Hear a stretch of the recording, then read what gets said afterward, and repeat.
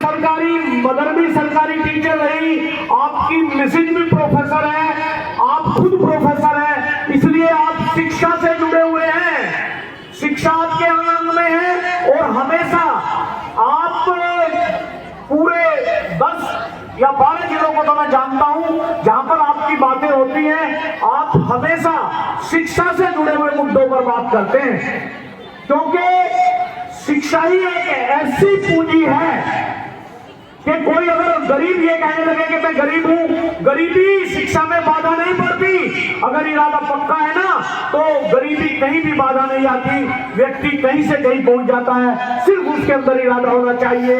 तो मैं ज्यादा ना कहकर बहुत सम्मानित डॉक्टर कुलदीप मलिक जी, जो PhD है कंप्यूटर साइंस में और बहुत पर्यावरणविद है, यानी क्षेत्र में इन्होंने, मैं कहता हूं कि कम से कम 1000 से ज्यादा तो बरगद के पेड़ लगा दिए हैं। तो बरगद बाबा जी को मैं मंच पर आमंत्रित करता हूं। डॉक्टर साहब, आपका स्वागत है। डॉक्टर कुलदीप मलिक जी।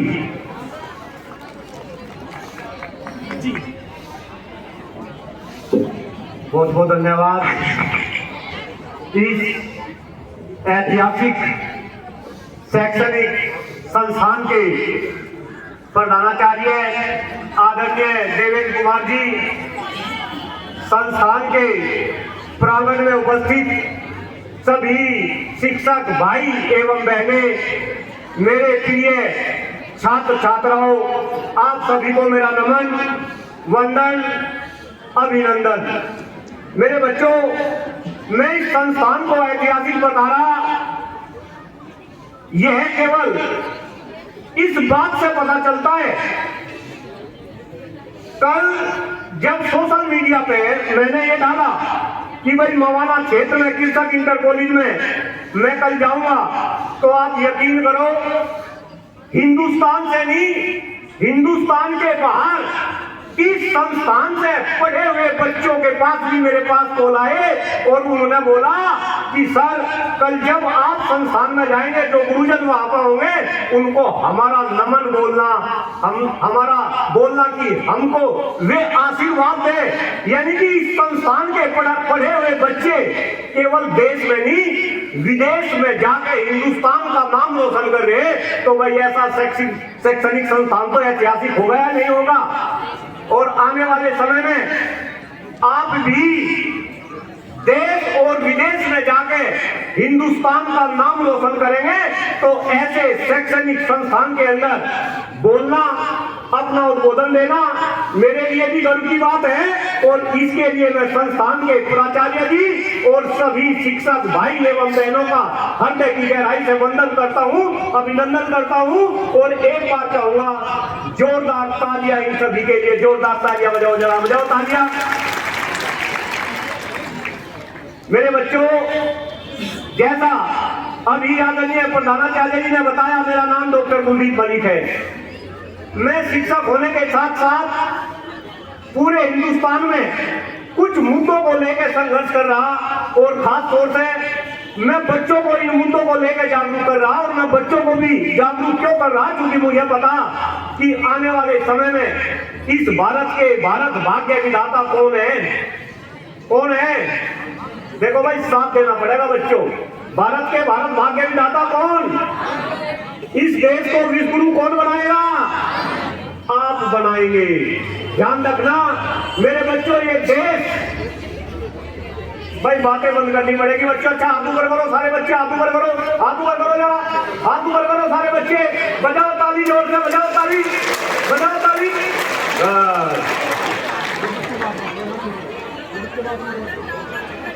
भारत भाग्य विधाता कौन?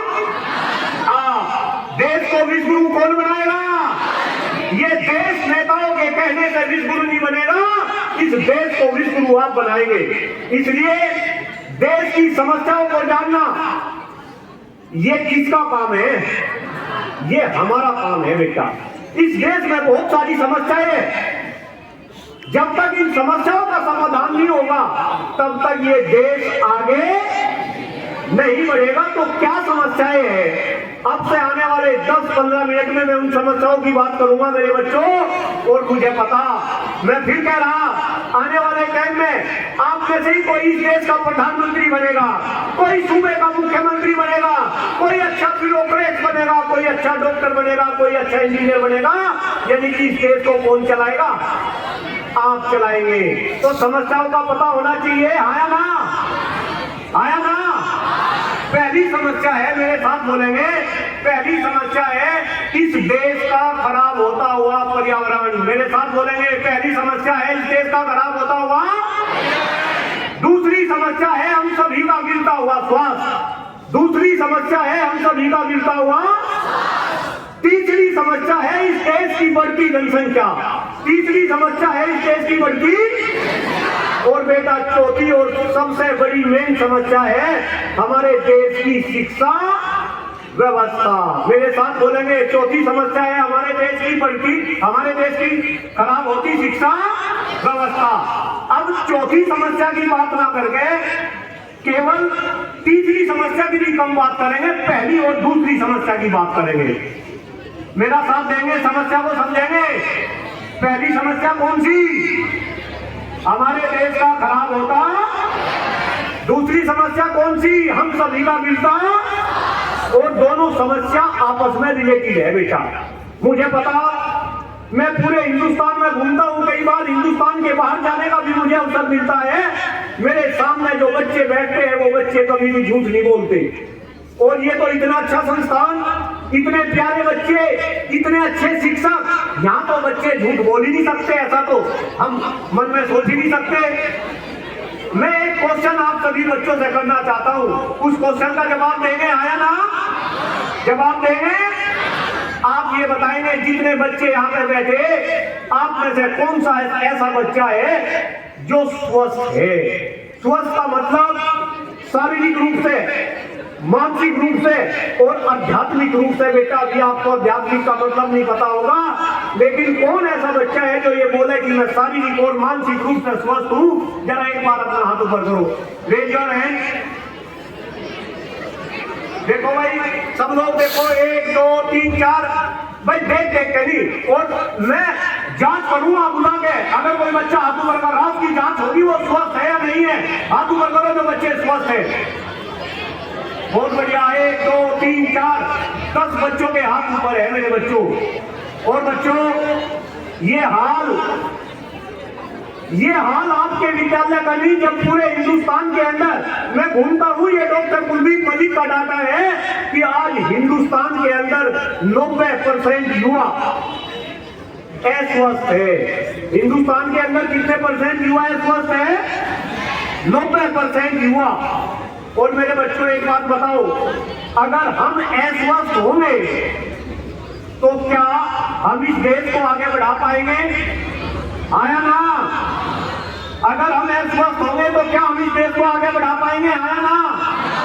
मेरे बच्चों, जैसा स्वास्थ्य हमारे बाबा जी का था, ऐसा स्वास्थ्य हमारे पिताजी का नहीं रहा।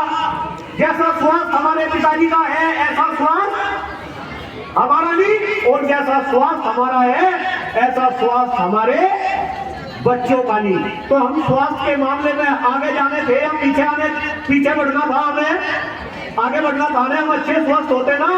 अरे मेरे बच्चों, बच्चे तो चले तो धरती भी हले। होना चाहिए, नहीं होना चाहिए? लेकिन क्या धरती हलती है क्या? नहीं हलती। मेरे बच्चों, हमें अपने स्वास्थ्य के ऊपर काम करना पड़ेगा। इस स्वास्थ्य को हमें सही करना पड़ेगा। और ये स्वास्थ्य सही रहे, इसके लिए सबसे महत्वपूर्ण क्या है जो हम अपने शरीर में लेते हैं? कौन बताएगा बच्चा? शरीर के लिए सबसे महत्वपूर्ण क्या? स्वास्थ्य के लिए सबसे महत्वपूर्ण क्या? खाना बता रहा। खाने से भी महत्वपूर्ण क्या? सॉरी, पानी से भी महत्वपूर्ण क्या? ऑक्सीजन। जोरदार तालियां इन बच्चों के लिए। देखो बात पकड़ में आने लगी। शरीर के लिए सबसे महत्वपूर्ण क्या? ऑक्सीजन। हवा के बाद पानी के बाद दूसरे खाद्य पदार्थ खाना। तो समझ आई बात? शरीर के लिए सबसे महत्वपूर्ण हवा के बाद पानी और पानी के बाद दूसरे खाद्य पदार्थ। लेकिन मेरे बच्चों, दुर्भाग्य है हमारा, दुर्भाग्य है आपका कि आज जो हवा हम ऑक्सीजन के रूप में अपने शरीर के अंदर ले रहे, वो हवा सांस लेने लायक नहीं है। समझ आ रही बातें? आया ना? आनंद आ रहा बच्चे को? अरे बातें समझ आ रही है बेटा? बजाओ ताली, जरा हाथ ऊपर करके बजाओ ताली सारे बच्चे, बजाओ ताली और जोर से, और जोर से। गुड। तो आज हमारे पास सांस लेने के लिए शुद्ध हवा नहीं है, पीने के लिए शुद्ध पानी, खाने के लिए शुद्ध खाद्यान्न।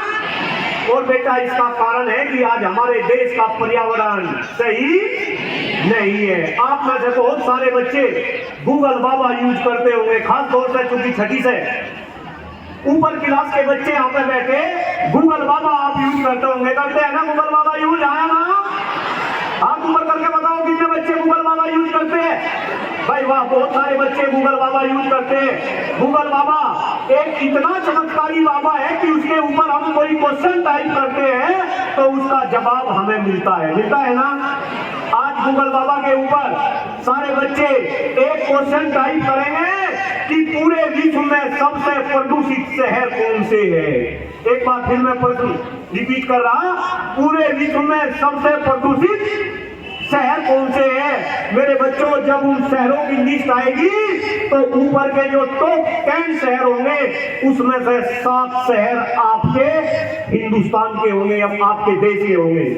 जब आप गूगल बाबा के ऊपर ये टाइप करेंगे कि पूरे विश्व में सबसे प्रदूषित राजधानी किस देश की है, तो मेरे बच्चों आपको जवाब मिलेगा वो हमारे देश की राजधानी नहीं, दिल्ली है। ये हमारे लिए शर्म की बात है। आया ना? आया ना?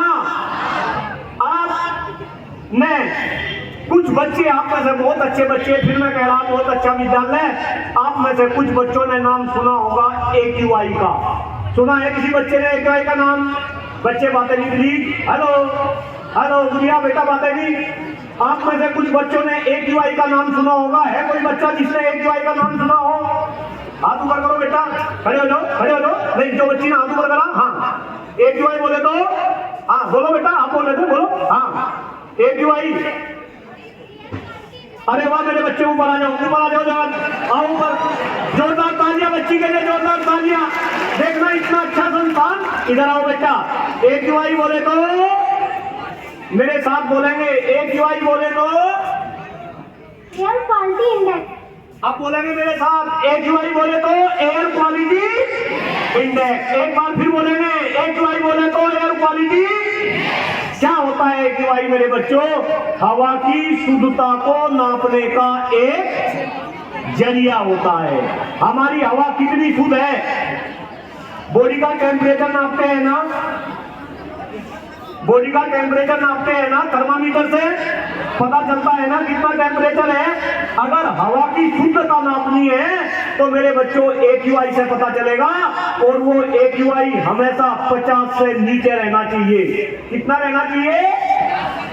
लेकिन हमारे देश का AQI कभी भी 50 से नीचे नहीं रहता। और अभी भी क्योंकि हम तो मेरठ के अंदर है, इतना ग्रीन ये कैंपस है, इतना अच्छा ये क्षेत्र है, जहाँ का AQI भी फिलहाल 250 के पार होगा, और कभी तो ये AQI 400 के पार चला जाता है। सांस लेना भी दूभर हो जाता है। हो जाता है नहीं हो जाता? लेकिन दुर्भाग्य है हमारा, दुर्भाग्य है हमारे देश का कि आने वाले समय में जो इस देश को चलाएंगे उन बच्चों को AQI का मतलब भी नहीं पता। जानना पड़ेगा ना, AQI का पता चला ना। एक बार फिर बोलेंगे, AQI बोले तो एयर क्वालिटी इंडेक्स। मेरे बहुत सारे दोस्त जो विदेशों में हैं, मेरे बच्चों अगर विदेश के अंदर, अमेरिका के अंदर, कनाडा के अंदर, जापान के अंदर, जर्मनी के अंदर अगर AQI 50 से ऊपर चला जाता है तो वहां पे लोग घरों से बाहर निकलना बंद कर देते हैं। इमरजेंसी लग जाती है, सोसाइटी के अंदर सायरन बजने शुरू हो जाते हैं, लेकिन हमें AQI का मतलब भी नहीं पता। यानी कि हमें क्या होना पड़ेगा? जागरूक होना पड़ेगा। पड़ेगा नहीं पड़ेगा? इस AQI को कम करना पड़ेगा या नहीं करना पड़ेगा? और AQI को कम करने का क्या तरीका है? सब बच्चों को पता है ना? क्या करने पड़ेंगे? क्या करने पड़ेंगे? पेड़ लगाने पड़ेंगे। क्या लगाने पड़ेंगे? पेड़। और पेड़ भी कैसे पेड़? ए वाह, बच्ची ने बताया बरगद के, जोरदार तालियां बच्ची ने, क्योंकि सर ने बता दिया पहले ही बरगद बाबा आपके सामने बोल रहे। बेटा पेड़ भी असली पेड़ लगाने पड़ेंगे। मेरे साथ बोलेंगे कौन से पेड़ लगाने पड़ेंगे? असली पेड़। कौन से पेड़ होते हैं असली? बरगद। इसके बाद अच्छा, सबसे अच्छा पेड़ कौन सा बरगद से भी अच्छा? पीपल। कौन बोला पीपल? अरे वाह, जोरदार तालियां इन बच्चों के लिए, बहुत अच्छे बच्चे हैं, जानते हैं सारी बातें। सबसे अच्छा पेड़ पीपल, इसके बाद बरगद, और इसके बाद नीम का पेड़। किसका पेड़? नीम।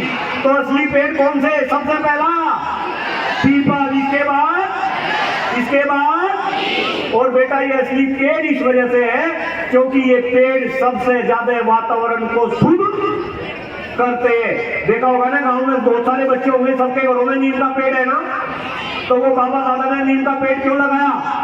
वो सबसे ज्यादा पर्यावरण को शुद्ध करता है। और मेरे बच्चों, यही कारण है कि मैं भी इन 3 पेड़ में से, मैं जब पेड़ लगाने की स्टार्टिंग करी तो स्टार्टिंग में मैं ये तीनों पेड़ लगाने शुरू करे, लेकिन धीरे धीरे अब केवल और केवल मैं बरगद का पेड़ लगा रहा। और बेटा जैसे भी प्रधानाचार्य जी ने बताया, आज के बाद गूगल बाबा के ऊपर जब आप सर्च करेंगे तो आपको मेरे बारे में पता चलेगा कि मैंने कितने पेड़ लगा दिए।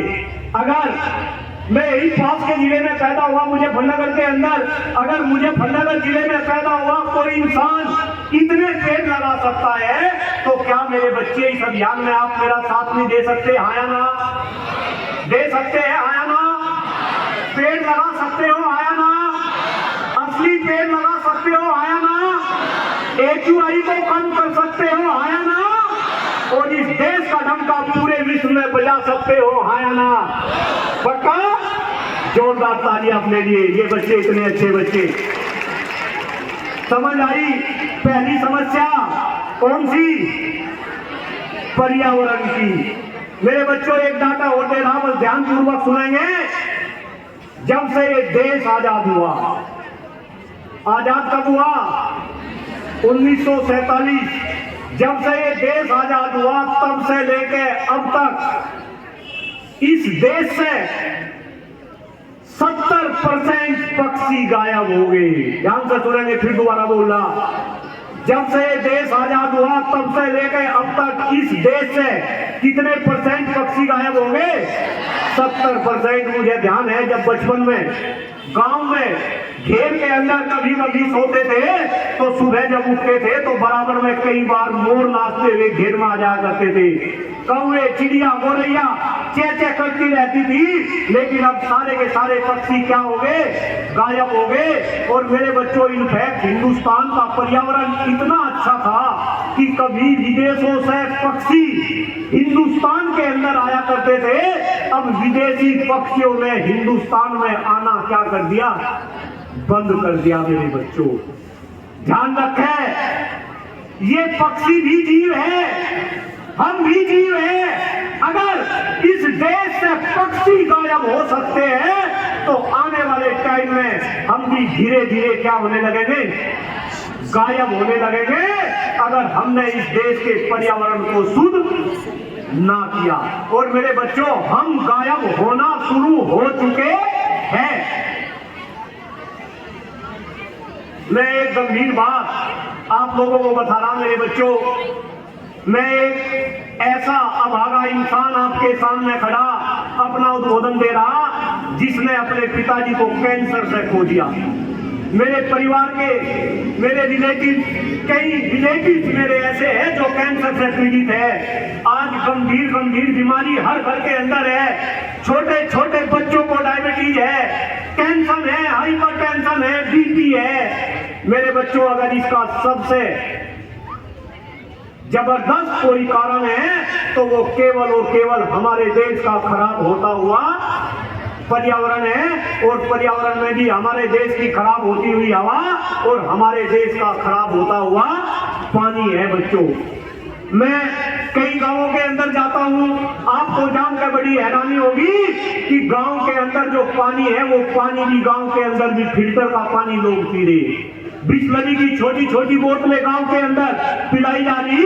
मेरे बच्चों जरा सोचो, हम तो बिस्लरी का पानी पी रहे, बच्चे हम तो बिस्लरी का पानी पी रहे, लेकिन जो जानवर हमारे घरों के अंदर है वे जानवर वही गंदा पानी पी रहे और उन जानवरों का दूध हम और आप पी रहे। लेकिन ये बात कोई समझने वाला नहीं है, इन बात की कोई चर्चा नहीं करता।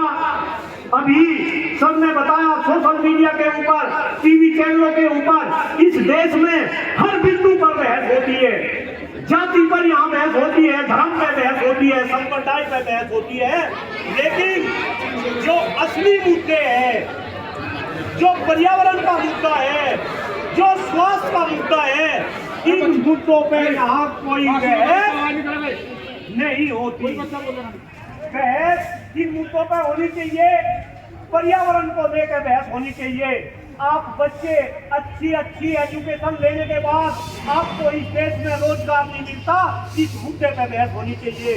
देश की शिक्षा व्यवस्था ऐसी होगी कि जब बच्चे कंपटीशन के लिए जाते हैं तो पेपर क्या होते हैं, लीक होते हैं, और उन लीक हुए पेपर को अमीर के बच्चे खरीदते हैं, गरीब के बच्चे वो पेपर नहीं खरीद पाते।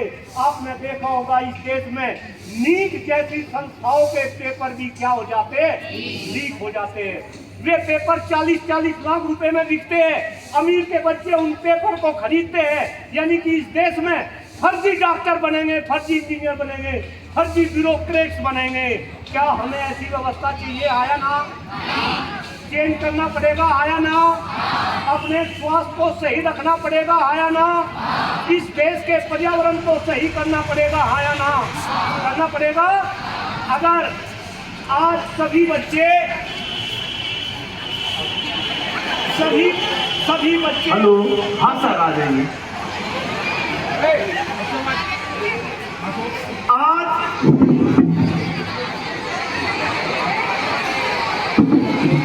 आज सभी बच्चे इस ऐतिहासिक शैक्षणिक संस्थान में इस बात का प्रण लेंगे कि आप डॉक्टर कुलदीप मलिक जो लड़ाई पूरे हिंदुस्तान में लड़ रहा, मेरे बच्चों आप उसमें मेरा क्या देंगे? साथ देंगे। और वो साथ कैसे देंगे? इस पर्यावरण को शुद्ध करेंगे, हाया ना? पेड़ लगाओगे, हाया ना? और बेटा बस एक प्रोमिस आपका लेकर जा रहा, केवल और केवल जिस दिन आपका जन्मदिन आए, जन्मदिन आता है ना साल में एक बार, क्या हम अपने जन्मदिन पे एक पेड़ लगा सकते हैं, आया ना? हम चॉकलेट टॉफी केक काटते हैं ना? मैं कह रहा ये केक काटना क्या करो, बंद करो, या इस केक को भी काटो, लेकिन साथ ही साथ एक पेड़ भी लगाओ। आप देखो, भगवान करे अगर आप 100 साल जियोगे तो कितने पेड़ लगा दोगे? 100 कैसे लगा देगी? 15 साल की तो होगी बच्ची, 15 साल तो निकल गए, तो कितने पेड़ लगेंगे? 85 पेड़ लग जाएंगे। कितने पेड़ लग जाएंगे? अच्छा, मुझे बहुत अच्छा लग रहा, मैं यहाँ पे बोल रहा, एक आंकड़ा और दे रहा मेरे बच्चों, जरा ध्यान से सुनना। पूरे विश्व में, ध्यान से सुनेंगे सारे बच्चे, पूरे विश्व में प्रति व्यक्ति पेड़ों की संख्या कौन से देश में? पूरे विश्व में प्रति व्यक्ति पेड़ों की संख्या बताओ बताओ। कनाडा के अंदर पूरे विश्व में सब प्रति व्यक्ति पेड़ कौन से देश में? कनाडा में एक आदमी के हिस्से में 8,000 कुछ पेड़, इसके बाद अमेरिका में 4,000 कुछ पेड़, इसके बाद रशिया में 3,000 कुछ पेड़, और ऐसे अगर हम नीचे बढ़ते आए, चाइना की अगर हम बात करें, चाइना के अंदर भी एक आदमी के हिस्से में 740 पेड़ है। चाइना आबादी में नंबर 1 था ना, हम उस पछाड़ नंबर 1 आ गए, तो चाइना में भी एक आदमी के हिस्से में कितने पेड़?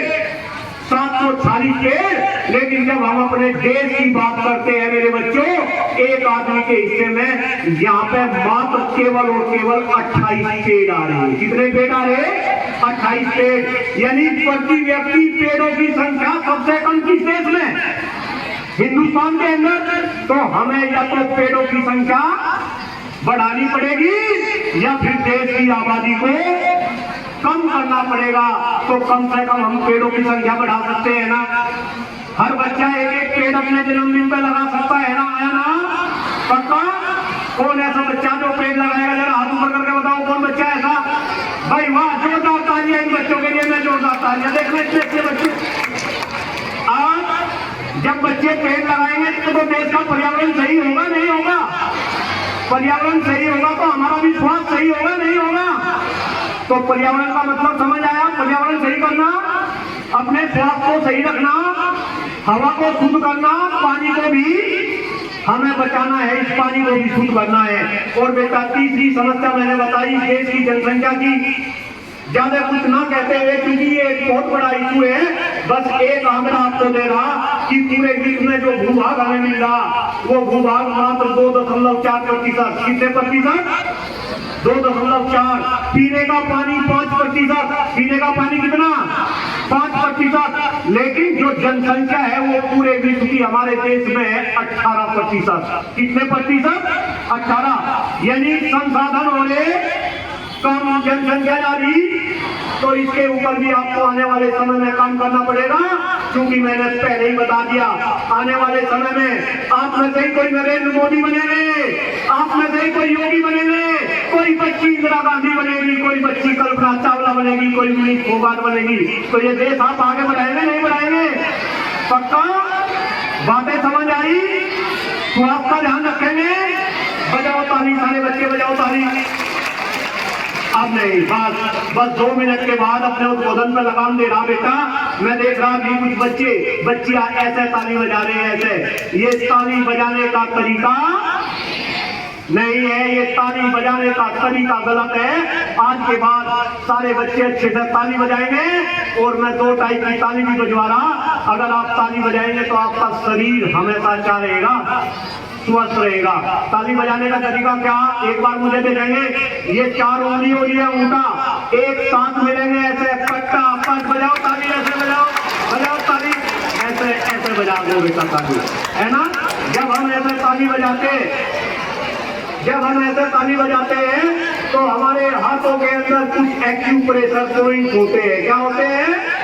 Acupressure point. वे पॉइंट दबते हैं, और जब वे पॉइंट दबते हैं तो हमारी पूरी बॉडी क्या हो जाती है?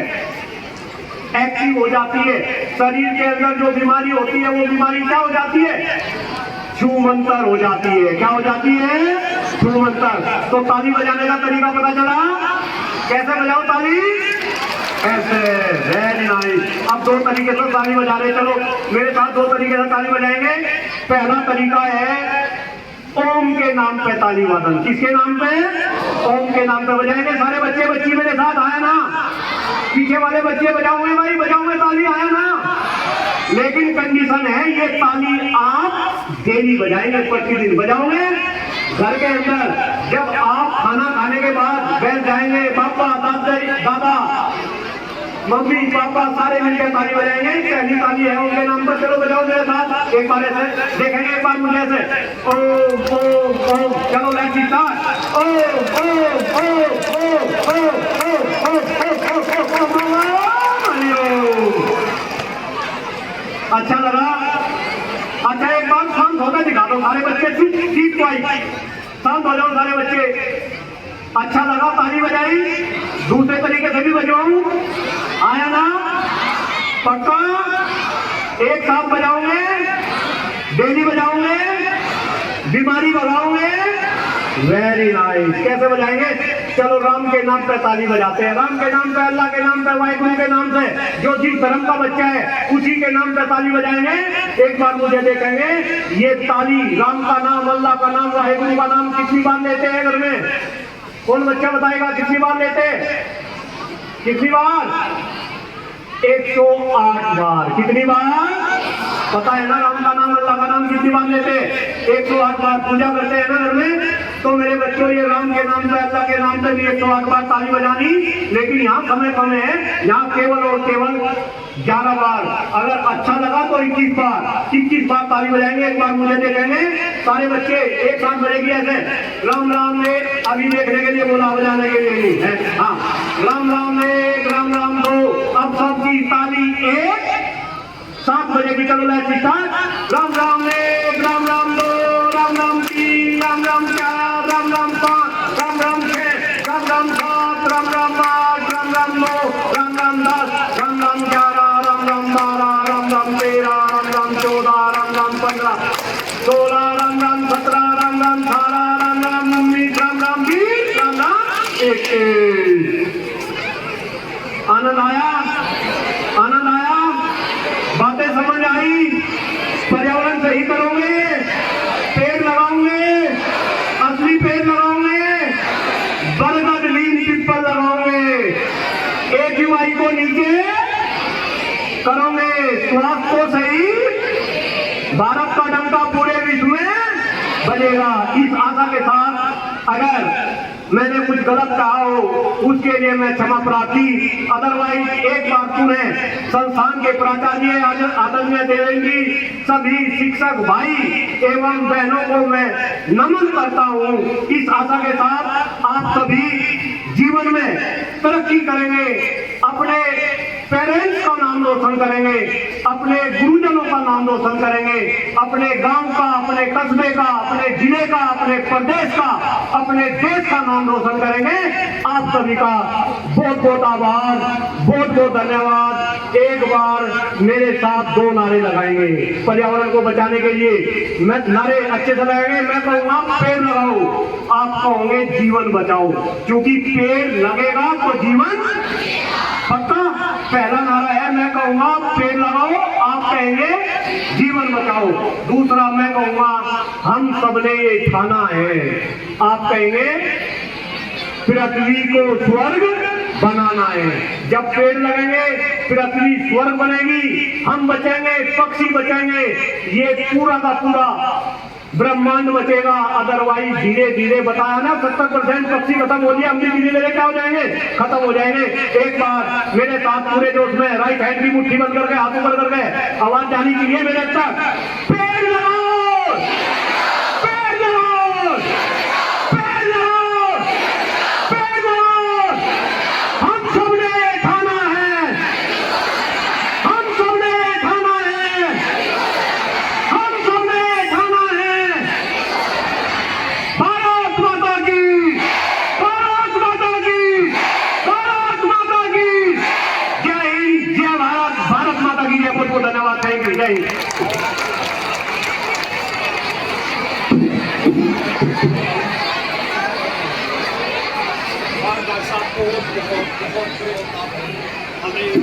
अरे एक बच्चा है कक्षा